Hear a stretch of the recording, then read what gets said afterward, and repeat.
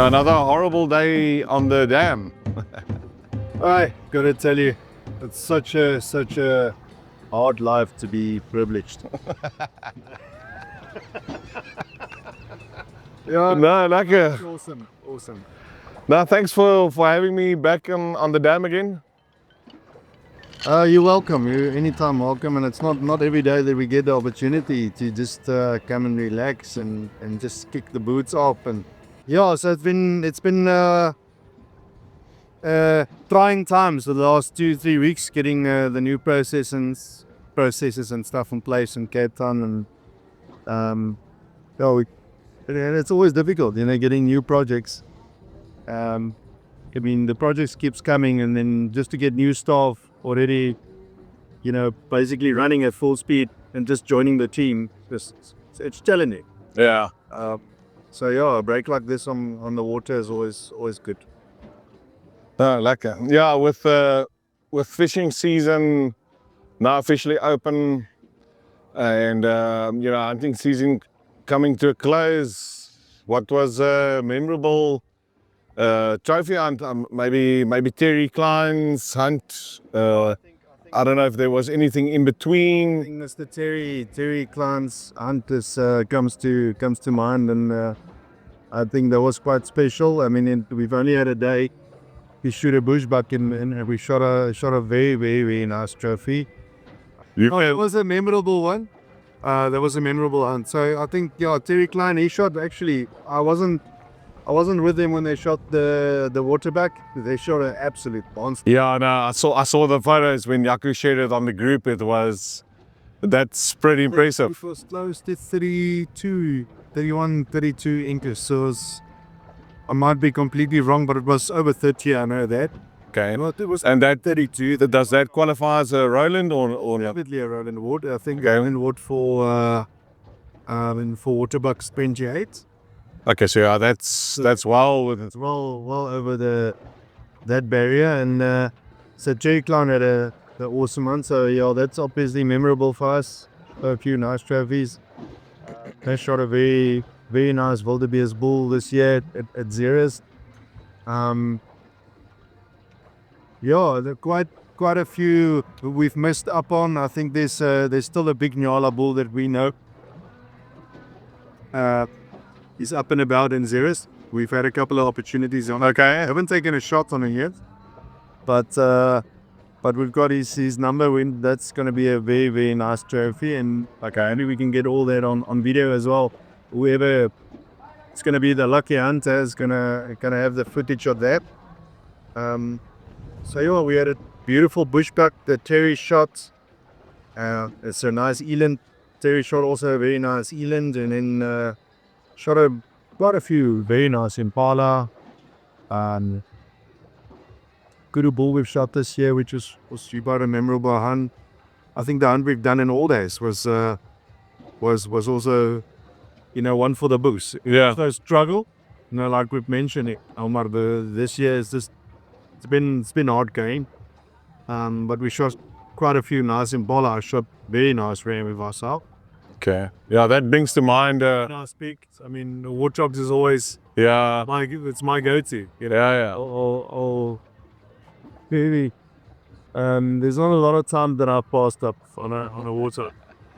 So No, you never do. You never the do. opportunity I get, especially a nice male or a nice like a nice boar. So I shot a nice one in all days up this, a Rowland Ward's not always the thing we go for. But I mean, you've In the back of your head, you want to shoot an representative of the trophy or the species. But I mean, you had that just brings to mind the Impala you shot. There was a massive Impala back in the day. Before you had the guys started to breed, these massive flipping. Yeah, these massive Impala or them, basically. So when I shot that Impala, Yeah, that was in. way before breeding became such a big thing. Yes, that was like 2001, 2002. Oh, 2005. Okay. 20 years ago. Jeez. Shot that Impala, and it was interesting. At the time, it was SCI scored. It was second in the world. Jeez.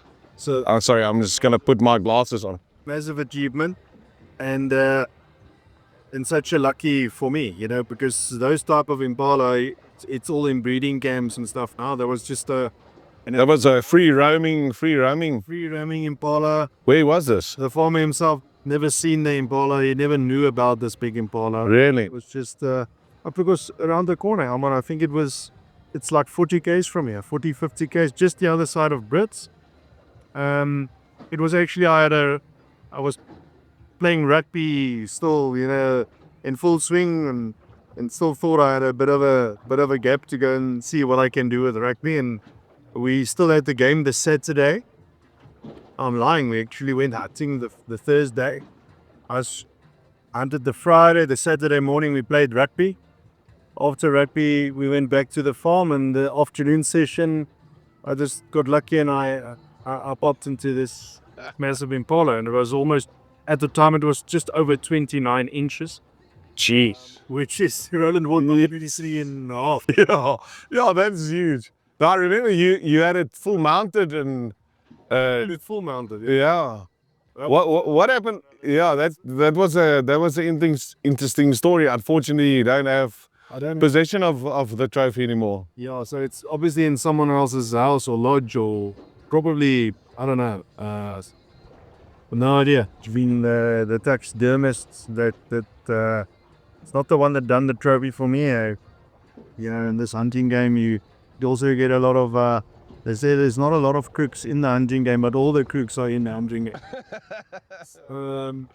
Yeah, that's a massive pity. I know. I remember when Roland, so when you said you had some work done on most of your special trophies, and then this guy just decided to disappear with your trophies. the quick story is, it was actually with him. I had a storage deal with him, so he was going to store some of the trophies for a while, and we had this deal that he's obviously going to do all our trophies and be our internal taxidermist. We'll use my trophies in his showroom as advertising and stuff, because I had very nice trophies. The Impala was a full mount 29-incher. It was I had a 14-inch bushbuck who was full mounted. I had a 4.5-inch 𝗥𝗶𝗳𝗹𝗀𝗋 that was a full mounted. Jeez. Eland, the kudu, you name it. All the animals, got stored there, and he just basically disappeared overnight. With lots of American plants, trophies. You just get these guys. Yeah. It's part of, we make peace with it. I've got the photos, I've got the Rowland Ward certificates and stuff, and the memories. Yeah, we'll share it on the screen now. I mean, that was when I heard of it. I was so impressed, and I was so happy for you, because it is at that point it was a phenomenal achievement. Second largest Impala in the world. I mean, that is, and I mean you just did. I mean, it's by a hair. It wasn't the number one. Are they exactly? So I think in Rowland Ward, at the time I was 9th. We can just go and check, the books. When I registered in 2005, I think my Impala was 9th biggest in the world. Okay. Rowland Ward scale. Okay, with you. I was second. Okay, with you. Number 2, of which my circumference on my basis was bigger than the number 1. So that was quite interesting. The basis of my Impala ram was 6.5 inches or something like that. It was just out of this world. It was such a nice trophy. And it's a funny story. It's actually a very good friend of mine, and Leslie's soul is he's since passed, but it was actually his opportunity, or it was his chance or his turn actually is the right word, to shoot that Impala. Okay. And when I saw the Impala, I said to him, Johan, his name was Johan, I said, Johan, that is a special for. I mean, there was 3 rams, 3 males, and 2 of them was still youngsters, still about probably 2 years old. And this male was, standing out, proud. And I said to him, That's very special trip. And he was so kind to tell me, listen, Otto, you're so passionate about hunting. I want you to shoot that impala. Really? Really? Yeah. So he passed on probably the biggest impala of all. I will never shoot a bigger one, ever. So yeah, that was I'm not sure if it was nerves, because he didn't want to shoot in front of me or something, but he actually said to me, and I'll never forget it. And yeah, so bless his soul, such a good guy. And yeah, so I got to shoot it. And the farmer was not happy, obviously. So Well, obviously you didn't know about it, so. But no, you should hear this. So he had a professional hunter at the time, and at that time, I was still, I think it was first year uni. Still playing club rugby, and still a youngster. Also was a professional hunter at the time. But there was a PH on the farm, and it was a girl. Can't remember the chick's name, but she was very good PH. And when I radioed in, I said to them, listen, you can pick me up. I just shot a massive impala. Just like, okay, oh yeah, that's nice. How big's the impala? What do you think? I said, I reckon this impala will measure 27. She started laughing. Really? You can't believe this PH. Is he can fly by night? What do you know? Because 27 is out of this. Yeah, no, that's massive, Paul. I said to her, I'm telling you, this thing's gonna measure 27. She started laughing. I could just.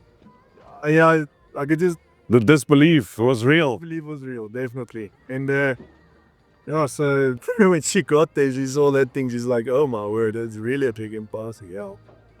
And the farmer, everybody. Then he invited his neighbors, and everybody was on the farm and looking at this thing. And when I rock up we head back to Pretoria, when I got to the taxidermist there, which was not the guy that mounted it, fortunately enough. Otherwise, it would have been gone way. And they're all stunned. They're like, "This is 30 inches. This thing is massive." It looked unreal. And they measured it just over 29. And then I had to go through, because it was top 10. So how it works is Rowland Ward has got a 30-day cooling off period, if you want to call it that, or it's a drying period. Okay. So if you shoot a Rowland Ward, he needs to dry for 30 days. Okay. So you can measure it now if you know it's comfortably over Rowland Ward.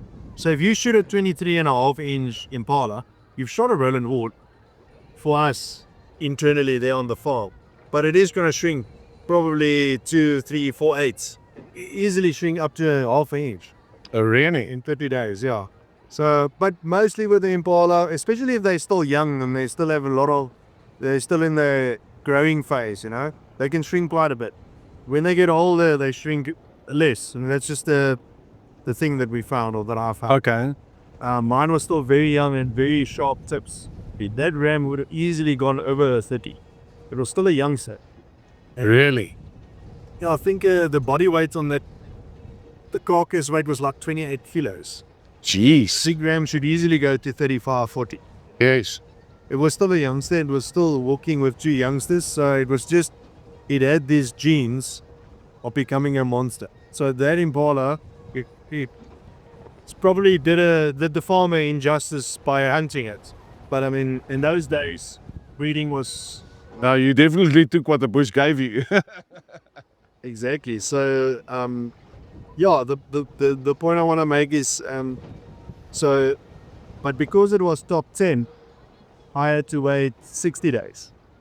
So, Oh, really? it's a different ruling for top 10. Anything that they reckon is going to end in top 10, you have to dry it for 60 days. So mine had to go through a 60-day drying period. And then at the end, it measured 28 3/8. So there was still, so I probably almost an inch. It was just over 29 when we measured it, and 28 3/8 is what I ended up. Okay. A registry case for right about. So very proud of that Impala. Very, very far. Okay, so that was the final. That's the final measurements. That's certified in the books. I haven't checked recently. Obviously, these things. And obviously, they also changed. I think in those days, a 𝗥𝗶𝗀𝗹𝗀𝗀, for instance, the Rowland Ward for 𝗥𝗶𝗀𝗀𝗀𝗀 was 15 inches. Dead. Now it's 16.5 inches, I think. It might have changed already to 70. So they do obviously gradually Update. update and obviously with breeding better quality animals, they are going to up that score slightly, you know, Okay, with you. or the minimum requirement. And especially with 𝗥𝗶𝗀𝗹𝗀𝗀, it happened, with 𝗥𝗶𝗀𝗹𝗀𝗀, it happened. I think 𝗥𝗶𝗀𝗀𝗀𝗀 was like 38. It needs to be 40 now or something. That sort. So they do change. It's not a cast in stone. But yeah, it'll be interesting. We should actually check it up and maybe share it with the viewers in this episode. Definitely. It's the actual ranking now of that actual. Yeah, we'll show you the original certificate and where it was placed 20 years ago. So that's actually your 20-year anniversary. Oh, 20 years. And then yeah, we'll do a rapid ramp up and see what and where it lies today. It'll be very interesting to see. So we'll put it on the screen. Yeah. Awesome. Yeah. Share it with the viewers and see. And yeah, just bring back. It's going to be back. Very nice memories. I think in that same season, I shot a kudu with one horn. Also got stolen, by the way.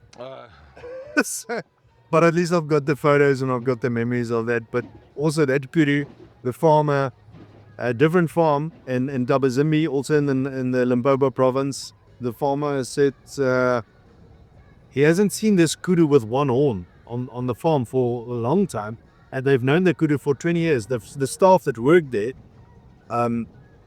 said they've known this kudu for 20 years. And then books only say a kudu can only get 12, 15 years old. They've known that kudu for 20 years.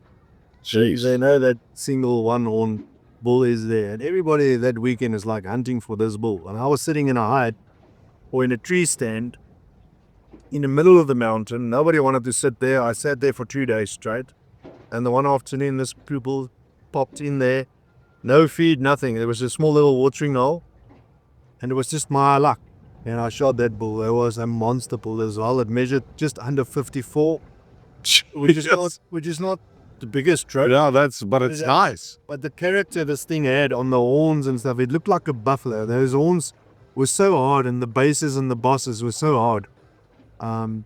You had buffalo, you know, signs of this buffalo dugger boy type. Yeah. And A lot of scars. 190 kilo body mass, carcass weight. It was it was an absolute. Also, that same year, so 2005 was very good for me, personally. Was that a shot with a bow or with a rifle? Shot with a rifle. Rifle. Okay, well. Hunting really tough mountain terrain, and yeah, you had to literally, I mean, it's such loose rock. Didn't really walk and stalk. You're just too noisy in those rocks and those type of terrain. So yeah, the best chance on a farm like that is, you know, Rifle, is it? be sitting, waiting, doing an ambush type hunt. Okay. Set yourself up in a nice high point where you can glass the animals properly, and that's what I did. I sat in a place where I just, you know. And range wise, where did you end up shooting it? That Full release. wasn't a far shot at all. It was like probably 80, 90 meters. Okay, that was Really thick bush, and I was sitting in a tree stand. I shot a baboon with a bow that same weekend. So I sat there with a bow and I sat with a rifle. But this kudu, the opportunity was just, you know, I wasn't gonna try and to give me a proper shot with a bow, and I just took my chances with a gun. Like I said, I mean, I was still, I think I was 21. Well, it's easy to work out. 20 years ago. Oh yeah. 24 years old. Yeah. So Jesus. awesome time. Interesting. And you still have some photos? Still have photos, yeah. Okay, well, we'll grab it from you and we'll show it on the screen now. Fantastic. But it's always a pleasure. It's nice. Fantastic day out on Harties again, as always. We had some rough weather the other day, but it's always a pleasure, even if the wind's gusting. So sun's going down now. No, behind me here, and we should probably head out and take the boat out the water and go and have a nice little barbie. Yeah, definitely a barbecue's on the cards for tonight, for sure. 𝗥𝗶𝗀𝗀𝗀𝗀, we'll see you in the next episode.